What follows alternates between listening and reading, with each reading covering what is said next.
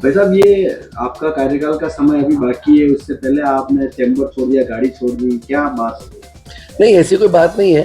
वस्तु स्थिति 19 तारीख को मैं पार्षद बना था और कल 19 तारीख थी। 19 का कार्यकाल समाप्त मेरी दृष्टि से हो चुका है।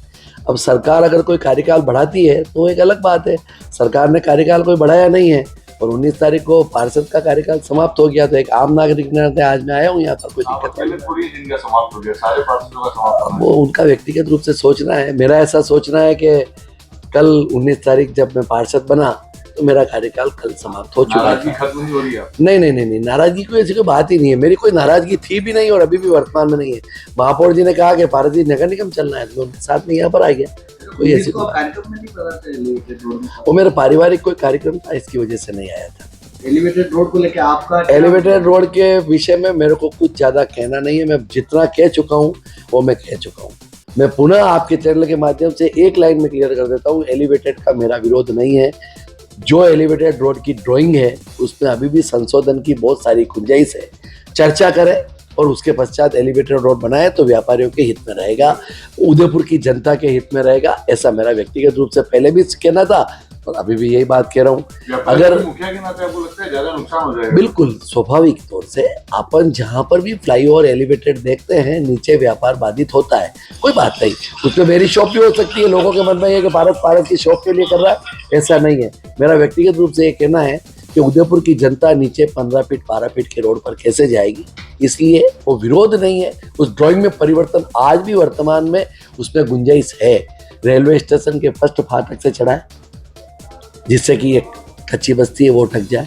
बंसी पान वाले की उतारने की जगह आगे उतारे, कॉस्ट बढ़ेगी 5-10-15 करोड़ रुपए तो बढ़ेगी, तो कोई दिक्कत नहीं है। लेकिन हमारे एमएलए साहब जिद पर चढ़ाने के, अगर किसी की नाक पे इज्जत का सवाल लेकर हमारी इज्जत बेइज्जती करना चाहते हैं, ये उनका सोचना है। मैंने किसकी बेइज्जती न की है न करूँगा, लेकिन ये बात सत्य है कि अभी भी वर्तमान में उस एलिवेटेड की ड्राइंग के अंदर गुंजाइश है।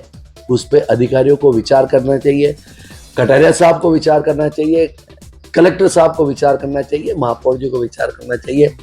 उस ड्राइंग में परिवर्तन करें जिससे उदयपुर की जनता को परेशानी का सामना ना करना पड़े। ऐसा मेरा व्यक्तिगत कहना है, सोचना है। माने तो बहुत लाख, नहीं माने तो सवाल। टेक्निकल रूप से अगर इतने पेज है तो क्यों मानने को तैयार नहीं है? क्यों नुकसान इतने लोगों को? ये तो जो नहीं मान रहा उनसे पूछिए। मैं तो क्या कह सकता हूँ, मैं क्या कह सकता हूँ। अभी भी लोगों के मन में भ्रम है। कल मैं एक इंटरव्यू देख रहा था, शायद मेरे ख्याल से किसी एक चैनल के माध्यम से किसने दिया। 2 व्यापारी बोल रहे थे पक्ष में, 2 व्यापारी बोल रहे थे विरोध में। भाई विरोध नहीं है, लेकिन उदयपुर की जनता को सुविधा मिले उसके लिए। और ड्राइंग क्या बोल रही है, क्या बोलूं मैं, बार बार वही बात है। आपकी ड्राइंग बोल रही है, डीपीआर बोल रही है, प्रोजेक्ट रिपोर्ट बोल रही है कि भाई 20% लोगों को फायदा होगा, तो मेरे 80% लोगों को फायदा हो वो काम करो ना। बंसी पान वाले के आगे जहां पर इधर भी कोई भी नहीं है, जाले लगी हुई है, और सामने भी कोई भी व्यापारी नहीं है, वहां उतारो। रेलवे स्टेशन की फाटक जो है आगे वाली, वहां से थोड़ा सा आगे से चढ़ाओ।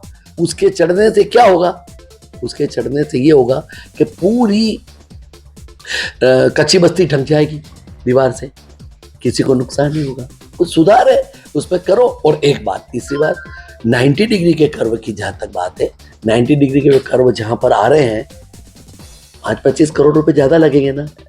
उनसे चर्चा कर उन 90 डिग्री के कर्व को सीधा करो और आबाद कर लो जमीन को।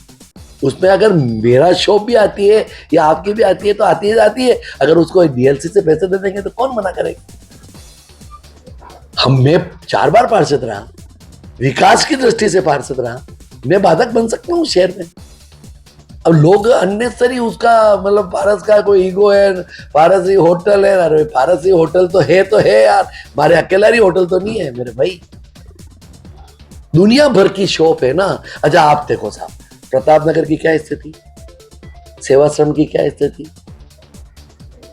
कुमारों के भट्टू की क्या स्थिति। आप स्वयं पत्रकार हो, जाकर एनालिसिस करो। मैं तो चिल्ला के थक। अच्छा एक बात हो, डिस्कस नहीं कर सकते, इतना बड़ा मुद्दा है, डिस्कस नहीं कर सकते, सार्थक डिस्कस नहीं कर सकते। एमएलए साहब भी आ जाओ ना, उसके अंदर बैठ जाओ ना डिस्कस के अंदर। हम तो टेक्निकली समझते ही नहीं है। अरे जनप्रतिनिधि हो, टेक्निकली नहीं समझते हो तो जनप्रतिनिधि क्यों बने? अब समझो। आप जनप्रतिनिधि हो ना, जनता की आवाज को विधानसभा में उठाते हो, तो हमारे से चर्चा करने में क्या दिक्कत है? व्यापारियों से और जनता के प्रतिनिधियों से ड्राइंग लाओ, चर्चा करो और उसके पश्चात उसको फॉलो करो, यही तो कहना है। तो महापौर जी आपको घर से लेके आए वापस? नहीं, ऐसा नहीं है, महापौर जी का आदेश। मैंने पहले भी कहा, महापौर जी के सम्मान में जीवन में कभी कोई कमी नहीं रही और महापौर जी से नाराजगी भी नहीं है। महापौर जी से नाराजगी, महापौर जी ने मेरे घर पे ऐसे ही खर्चे के नाते आए, अरे जी आपने ये ऑफिस में सब, मेरे तो 19 तारीख को मेरा कार्यकाल समाप्त हो गया था और इसलिए मैंने गाड़ी को रवाना कर दी सरकारी सुविधा को, और मैं अब वर्तमान में पार्षद का कार्यकाल भी समाप्त हो, सरकारी आदेश नहीं आया, लेकिन मेरा सोचना है कि मेरा कार्यकाल समाप्त हो गया। हाँ, सरकार अगर मान लो अगर 2 महीने के लिए बढ़ाती है तो निश्चित रूप से काम करूंगा, नाराजगी का सवाल ही नहीं। पार्षद का 19 तारीख को शपथ ली, पार्षद 19 तारीख हो गई। आगे बढ़ाने पे आप काम करने को तैयार है तो सरकार ने खत्म भी तो नहीं किया है। नहीं, सरकार ने खत्म नहीं किया, लेकिन मेरा मोरली ड्यूटी है ना मेरी, कि 19 तारीख को मैंने शपथ ली तो 19 तारीख मेरे 5 साल पूरे हो गए, इसलिए मैंने मेरा त्याग दे दिया। पारस सिंघवी का विरोध ही क्या महापौर की जिद है? मैं इस बारे में क्या कह सकता हूँ? महापौर जी की स्वभाव, महापौर विदा, क्या पता क्यों। अब मैंने तो पहले भी कहा, अभी भी कह रहा हूँ, और बहुत खुलकर कहना मेरा स्वभाव है। आप सब पत्रकार बंधु जानते हो, डरने जैसी कोई बात नहीं है, गुलामी जैसी कोई बात नहीं है। मैंने जब टिकट की मांग की, मेरी पार्टी ने मुझे टिकट नहीं दिया, मेरी नाराजगी थी, मैंने नाराजगी व्यक्त की और वो दायित्व देगी, लालसा नहीं है। पार्टी ने कहा कि खांजीपीर से चुनाव लड़ना तो लड़ूंगा, मना नहीं किया चुनाव लड़ने के लिए। खांजीपीर मतलब मुस्लिम बाहुल्य क्षेत्र, मेरी पार्टी कह देगी भारत तेरे को खांजीपीर से चुनाव लड़ना है, खांजीपीर से चुनाव लड़ेंगे, और पार्टी कहेगी नहीं हमको टिकट नहीं देना है, गिड़गिड़ कहूंगा नहीं, लालगड़िया नहीं लूंगा, अरे मैंने पार्षद बने दो, भगवान ने मेरे को पार्षद बना दिया, कटेला जी ने पार्षद बनाया ना 4 बार, मैं उनकी कृतज्ञता व्यक्त करता हूं, लेकिन इसका मतलब ये नहीं कि सत्यवाद को बोलूं नहीं।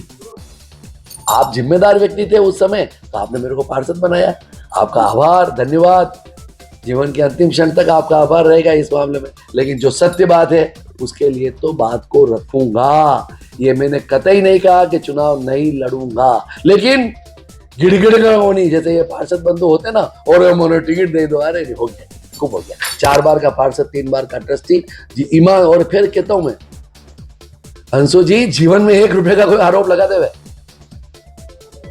डंके की चोट कहता हूं, 20 साल का पार्षद और 3 साल का ट्रस्टी, यूएटी में 3 समितियों का अध्यक्ष था और चारों पार्षद कार्यालय में समिति का अध्यक्ष था।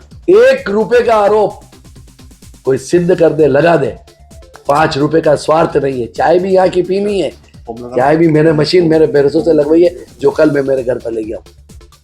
आवश्यकता होगी तो निश्चित रूप से समाज की सेवा करने में कोई कोर कसर, मैं 25 से 40 हजार रुपए मेरे मित्रों के साथ में एनजीओ चलाकर सेवा करता हूँ। मैं क्या 5, 25, 50 हजार रुपए, लाख रुपए की चोरी करूंगा, बेईमानी करूंगा? मतलब बार बार जो आंसू आ जाते हैं आपके, क्या ये बड़ी वजह है कि इतने समर्पित होने के बावजूद नहीं, आपको तो मिलना चाहिए? आंसू नहीं,